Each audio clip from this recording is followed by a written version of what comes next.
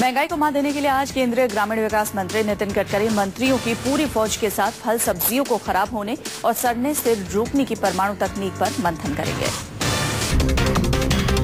महंगाई की मार के बीच परमाणु ताकत के जरिए महंगाई को थाम लेने और लंबे वक्त तक फल सब्जियों को बचाने की कोशिश में मोदी सरकार के रणनीतिकार जुट गए हैं। केंद्रीय ग्रामीण विकास मंत्री नितिन गडकरी की अगुवाई में मोदी के मंत्रियों का पूरा दस्ता अब इस बात को समझने में जुटा है कि आखिर कैसे परमाणु ताकत बेकाबू महंगाई से निजात दिलाने में मददगार साबित होगी। दरअसल पूरा मसला प्याज और टमाटर में सड़न रोकने, फल सब्जियों को ज्यादा वक्त तक सुरक्षित रखने की रणनीति से जुड़ा है। यही वजह है कि गडकरी की पहल पर रेडियो एक्टिव टेक्नोलॉजी से जुड़े देश के प्रमुख वैज्ञानिक बुधवार को देश की सरकार को रेडिएशन के जरिए फल सब्जियों को ज्यादा वक्त तक सुरक्षित रखने का तरीका समझाएंगे। फल और सब्जियों को लंबे वक्त तक रेडियो एक्टिव तकनीक के जरिए सुरक्षित रखने से जुड़े प्रेजेंटेशन को देखने समझने के लिए गडकरी ने खाद्य व उपभोक्ता मामलों के मंत्री रामविलास पासवान, कृषि मंत्री राधा मोहन सिंह, खाद्य प्रसंस्करण मंत्री हरसिमरत कौर और पूर्वोत्तर क्षेत्र विकास राज्य मंत्री वीके सिंह के साथ पूरे सरकारी अमले को न्योता दिया है ताकि कम वक्त में योजना को देश भर में लागू किया जा सके। पार्टी से नाराज चल रहे और महाराष्ट्र के मंत्री पद से इस्तीफा देने वाले नारायण राणे को मनाने की तमाम कोशिशें नाकाम हो गई हैं। अब सोनिया गांधी इस मामले में दे सकती हैं दखल।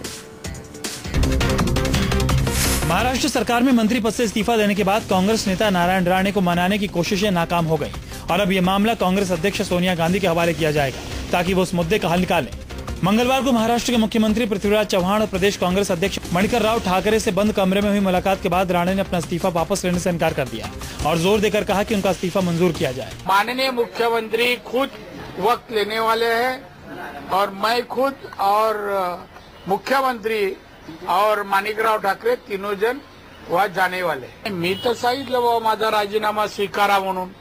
मुलाकात के बाद राणे ने कहा कि बैठक में ये फैसला किया गया कि मुख्यमंत्री अगले 2-3 दिन में सोनिया गांधी से मिलने का समय लेंगे और राणे, चव्हाण और मणिकराव ठाकरे उनसे मिलकर इन मुद्दों पर चर्चा करेंगे जो उन्होंने उठाए हैं। कांग्रेस के वादों के बावजूद लंबे समय से महाराष्ट्र के मुख्यमंत्री न बनाए जाने से नारायण राणे पार्टी से नाराज चल रहे हैं। इसी वजह से 2 दिन पहले उन्होंने मंत्री पद से इस्तीफा दे दिया है और उनकी बीजेपी में शामिल होने की अटकलें भी तेज हैं। मोदी सरकार में कई महीनों से नंबर 2 की कुर्सी के लिए चल रहा शीत युद्ध खत्म हो गया है। कई दावेदारों को पछाड़ते हुए गृह मंत्री राजनाथ सिंह मोदी सरकार में नंबर 2 की पोजीशन पर काबिज हो गए हैं। मोदी सरकार में कौन है नंबर 2? पिछले कई महीने से मीडिया में चल रहे इन सवालों का जवाब मिल गया है। खबर के मुताबिक गृह मंत्री राजनाथ सिंह मोदी सरकार में नंबर 2 की कुर्सी संभालेंगे। सूत्रों के मुताबिक संसदीय कार्य मंत्री वेंकैया नायडू ने लोकसभा स्पीकर को जो लिस्ट भेजी है उसमें लोकसभा में प्रधानमंत्री नरेंद्र मोदी के बगल की सीट राजनाथ सिंह को अलॉट करने के लिए कहा गया है। प्रधानमंत्री के बगल में कुर्सी मिलने के साथ ही अब इन अटकलों पर विराम लग गया है कि मोदी सरकार में नंबर 2 कौन होगा। जानकारों की माने तो मंत्रिमंडल गठन के बाद ऐसा लगा कि मोदी के करीबी अरुण जेटली की इस गठन में खूब चली। वे न सिर्फ वित्त मंत्री बने बल्कि रक्षा मंत्रालय का जिम्मा भी उन्हें ही सौंपा गया। कई अहम मंत्रालयों पर भी जेटली की छाप ही दिखी। ऐसे में वे स्वाभाविक तौर पर नंबर 2 के दावेदार के तौर पर देखे जाने लगे। लेकिन सरकार के अंदर चल रहे इस खींचतान में राजनाथ की जीत में सबसे अहम योगदान आरएसएस ने अदा किया। सूत्रों के मुताबिक राजनाथ सरकार में 2 दरअसल संघ में नंबर 2 भैया जोशी की वजह से बने हैं। लोकसभा चुनाव में हार का मुंह देखने वाली आम आदमी पार्टी नहीं लड़ेगी हरियाणा विधानसभा चुनाव। हरियाणा में पार्टी की कार्यकारिणी बैठक में हुआ फैसला। लोकसभा चुनाव में मिली करारी हार का असर अब आम आदमी पार्टी पर दिखने लगा है। अरविंद केजरीवाल की नई नवेली पार्टी ने हरियाणा विधानसभा चुनाव न लड़ने का फैसला किया है। मंगलवार को पार्टी के नेता योगेंद्र यादव के नेतृत्व में हुई प्रदेश कार्यकारिणी की मीटिंग में पार्टी के जिला अध्यक्ष, प्रदेश कार्यकारिणी सदस्यों ने 3 घंटे तक चली मैराथन बैठक के बाद फैसला किया कि आम आदमी पार्टी हरियाणा विधानसभा का चुनाव नहीं लड़ेगी। इस मुद्दे पर पार्टी के नेता योगेंद्र यादव का कहना है कि चूंकि दिल्ली में भी विधानसभा चुनाव की सुगबुगाहट तेज है और दिल्ली में पार्टी ने पिछले विधानसभा चुनाव में शानदार प्रदर्शन भी किया था, इसलिए पार्टी अपना सारा फोकस दिल्ली में ही रखेगी। इसी के तहत बाकी राज्यों में चुनाव न लड़ने के फैसले पर भी विचार हो रहा है। देखिए, प्रॉब्लम ये है कि ये जो निर्णय हुआ है ये अभी राष्ट्रीय कार्यकारिणी के पास जाएगा। मैं उसका मेंबर हूँ, तो मेरे लिए यहाँ पे राय देना ठीक नहीं है इसके बारे में। हालांकि कुछ ही दिन पहले योगेंद्र यादव ने यह भी कहा था कि उनकी पार्टी हरियाणा के 90 विधानसभा सीटों में से 60 सीटों पर अपने प्रत्याशी खड़े करेगी।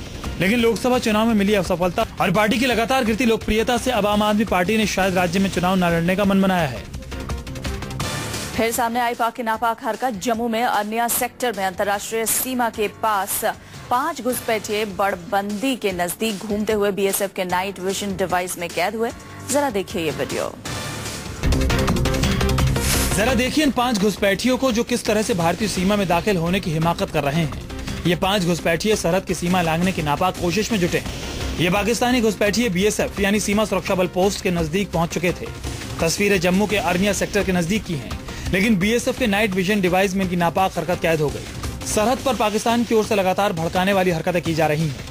मंगलवार सुबह भी एक बार फिर जम्मू कश्मीर के अखनूर में पाकिस्तानी रेंजर्स ने सीज फायर का उल्लंघन करते हुए दनादन गोलियां बरसाई, जिसका मुंहतोड़ जवाब देते हुए भारतीय सेना का एक जवान शहीद हो गया। हालांकि पाकिस्तान से घुसपैठ को रोकने के लिए सीमा पर बीएसएफ के 2000 अतिरिक्त जवान तैनात किए गए हैं। ये हाल तब है जब पाकिस्तान की ओर से घुसपैठ में तेजी आई है। हफ्ते भर के अंदर घुसपैठ की 2 कोशिशें हो चुकी हैं। बीएसएफ के कैमरे में कैद हुई पाकिस्तान की नापाक हरकत सीधे सीधे पाकिस्तान की जवाबदेही पर सवाल खड़े करती है। सवाल है कि आखिर कब सुधरेगा पाकिस्तान। मुंबई के स्कूल में खेला गया खूनी खेल। आपसी रंजिश में एक छात्र ने अपने सीनियर छात्र के गर्दन पर ब्लेड से हमला कर किया लहूलुहान। बिस्तर पर पड़े छात्र पर हमला किसी और ने नहीं, इसी के जूनियर ने किया है। मायानगरी मुंबई के एक स्कूल में इस वक्त सनसनी फैल गई जब स्कूल में ही खेला गया खूनी खेल।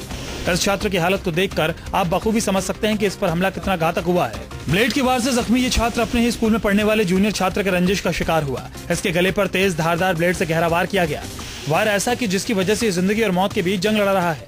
गनीमत ये रही कि अगर गले की नस कट जाती तो अंजाम बहुत बुरा होता, लेकिन शुक्र है कि छात्र की जान बच गई।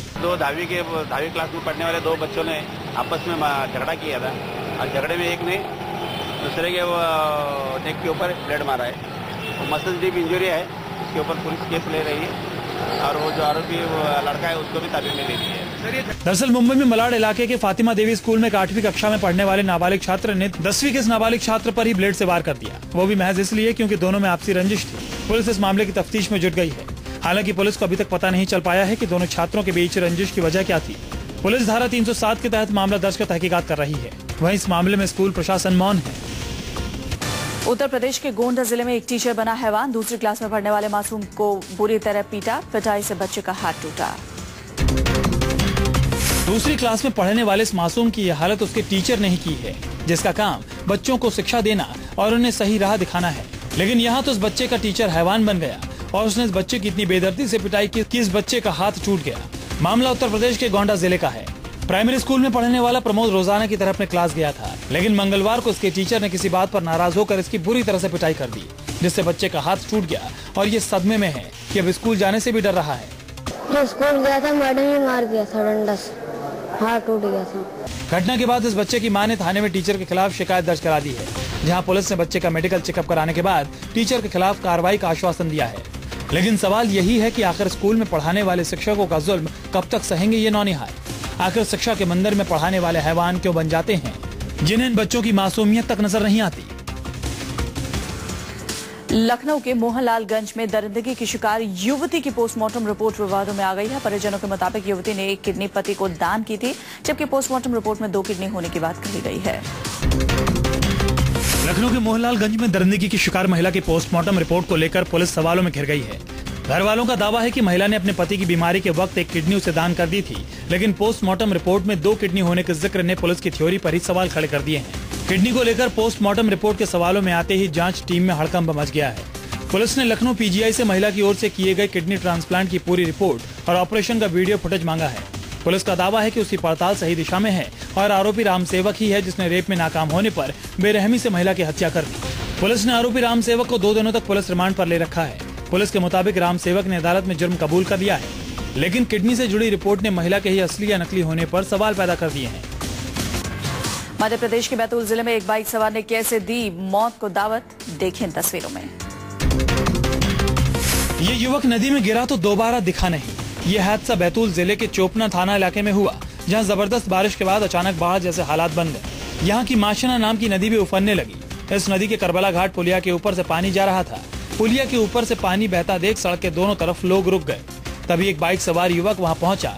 वो नदी के उस पार जाना चाहता था। लोगों ने उसे रोका, लेकिन बाइक सवार नहीं माना और वो आगे बढ़ने लगा। इतने में अचानक उसका बैलेंस बिगड़ा और देखते ही देखते युवक उफनती धारा में ओझल हो गया।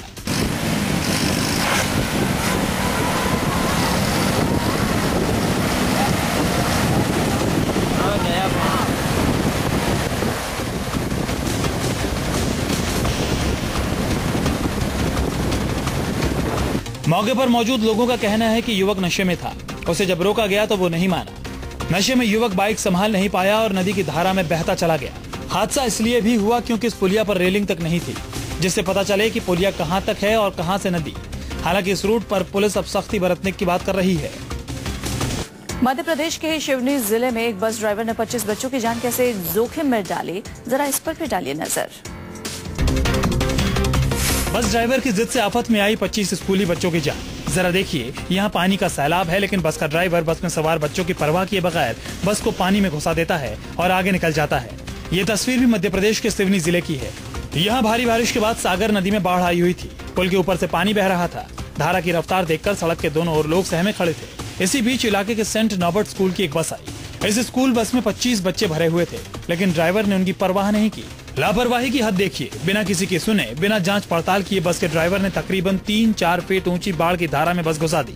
गनीमत यही रही कि बस दूसरी ओर सुरक्षित निकल गई, लेकिन ये तस्वीरें बड़ा सवाल खड़ा करती हैं। आखिर ऐसी खतरनाक जगहों पर प्रशासन सख्ती से लोगों को रोकता क्यों नहीं है? आखिर पुलिस वाले लोगों को जानलेवा लापरवाही क्यों करने दे रहे हैं? इस बस ड्राइवर की अभी तक शिकायत नहीं हुई है। आखिर स्कूली प्रशासन ऐसी लापरवाही पर चुप्पी साधे कैसे बैठा रह सकता है? इंदौर में एक एसडीएम के घर हुई फिल्मी स्टाइल में डकैती की वारदात को पुलिस ने सुलझा लिया है। डकैती के मास्टरमाइंड निकली एक महिला, एसटीएफ का एक जवान भी था शामिल। इंदौर पुलिस ने कुछ दिनों पहले एक एसडीएम के घर हुई सनसनीखेज डकैती की गुत्थी को सुलझाने का दावा किया है। हालांकि इस डकैती की मास्टरमाइंड हेमलता चौहान अभी फरार है, लेकिन पुलिस ने डकैती में शामिल बाकी लोगों को गिरफ्तार कर लिया है। डकैती की यह घटना एकदम फिल्मी स्टाइल में हुई थी। 8 जुलाई को नेपानगर के एसडीएम सूरज नागर के घर कुछ लोग इनकम टैक्स अधिकारी बताकर घर में घुसे और घर में लूटपाट कर चलते बने। डकैती की इस वारदात से पूरे शहर में सनसनी फैल गई और जब पुलिस जांच में जुटी तो पाया कि इस वारदात में मध्य प्रदेश के व्यापक घोटाले की जांच कर रही एसटीएफ की टीम का एक जवान भी शामिल था और डकैती की मास्टरमाइंड एसडीएम की करीबी रही एक महिला हेमलता चौहान निकली, जो अभी भी पुलिस की गिरफ्त से बाहर है। अभी तक जो पूछताछ हुई है, उस पूछताछ में अभी तक 8 लोगों को हमने गिरफ्तार किया है। 8 लोगों का इसमें संलिप्तता पाई गई है। उसमें से 4 लोग अभी नामजद जो हैं वो अभी तक फरार हैं। उसकी जानकारी हमें अभी मिल नहीं पाई कि वो लोग कहाँ हैं, लेकिन उसमें नाम स्पष्ट हो चुके हैं। पुलिस ने इस मामले में एसटीएफ के जवान सहित 8 लोगों को गिरफ्तार कर लिया है और इस महिला की तलाश फिलहाल जारी है। प्रीति जिंटा नेस वाडिया केस में नया मोड़ आ गया है। प्रीति जिंटा ने नेस वाडिया पर बेहद गंभीर आरोप लगाए हैं। प्रीति मुंबई पुलिस कमिश्नर को लिखे खत में इल्जाम लगा रही हैं कि नेस उन पर जलती सिगरेट फेंक दिया करते थे। पुलिस कमिश्नर राकेश मारिया को दिए गए खत में प्रीति ने सिलसिलेवार तरीके से नेस वाडिया की करतूतों का पर्दाफाश किया है। प्रीति जिंटा ने अपने खत में लिखा है, कुछ समय से नेस का व्यवहार मेरे प्रति काफी आक्रामक हो गया था। मेरे चेहरे पर जलती हुई सिगरेट फेंकने के अलावा उसने मुझे कमरे में बंद कर दिया और मेरे साथ मारपीट भी की। मैंने ये सब कुछ झेला। बात यही खत्म नहीं होती। 30 जून को मुंबई पुलिस कमिश्नर को सौंपे गए खत में प्रीति जिंटा ने नेस वाडिया से खुद की जान को खतरा होने का अंदेशा भी जाहिर किया है। आपको बता दें कि प्रीति जिंटा ने विदेश जाने की मंजूरी के लिए बीते 30 जून को मुंबई पुलिस कमिश्नर राकेश मारिया से मुलाकात की थी और इसी दौरान उन्हें ये खत दिया था। उसके पहले 12 जून को प्रीति जिंटा ने मुंबई पुलिस में दी शिकायत में नेस पर 30 मई को वानखेड़े स्टेडियम में किंग्स 11 पंजाब और चेन्नई सुपर किंग्स के बीच मैच के दौरान छेड़छाड़ का आरोप लगाया था। बहरहाल प्रीति जिंटा के इन आरोपों पर पुलिस क्या कार्रवाई करती है देखना होगा। वहीं नेस वाडिया के पक्ष को जानना भी जरूरी है। सहारा प्रमुख सुब्रत राय को नहीं मिली कोर्ट से जमानत। कर्ज चुकाने के लिए उन्हें विदेशों में अपनी प्रॉपर्टी बेचने की अनुमति मिल गई है, जिसके लिए उन्हें सुबह 10 बजे से शाम 4 बजे तक जेल से बाहर ग्राहकों से मिलने की छूट है। जेल में बंद सहारा प्रमुख सुब्रत राय को फिलहाल राहत नहीं मिलने वाली है। मंगलवार को उच्चतम न्यायालय ने सुब्रत राय को जमानत या पेरोल पर रिहा करने से इनकार कर दिया। राय ने गुहार लगाई थी कि उन्हें जेल से पेरोल या अंतरिम जमानत पर कम से कम 40 दिन के लिए रिहा किया जाए, ताकि वो जमानत के 10,000 करोड़ रुपए जुटाने के लिए अपनी संपत्तियां बेच सके। हालांकि न्यायालय ने उन्हें न्यूयॉर्क और लंदन में अपने होटल्स को बेचने या गिरवी रखने की अनुमति दे दी है, ताकि वो नियमित जमानत पाने के लिए दिए गए निर्देश के अनुसार सेबी को सौंपने के लिए 10,000 करोड़ रुपए जुटा सके। कोर्ट ने सहारा श्री को सुबह 10 बजे से शाम 4 बजे तक जेल के बाहर ग्राहकों के साथ बातचीत करने की अनुमति दी है। साथ ही ये भी कहा है कि वो जब और जहां चाहें पुलिस हिरासत में संपत्तियों को बेचने के लिए बातचीत कर सकते हैं। कोर्ट की ओर से जमानत देने से इनकार किए जाने के बाद सुब्रत रॉय फिलहाल जेल में ही रहेंगे। सहारा प्रमुख सुब्रत रॉय को निवेशकों के 20,000 करोड़ रुपए न लौटाने के मामले में गिरफ्तार किया गया है।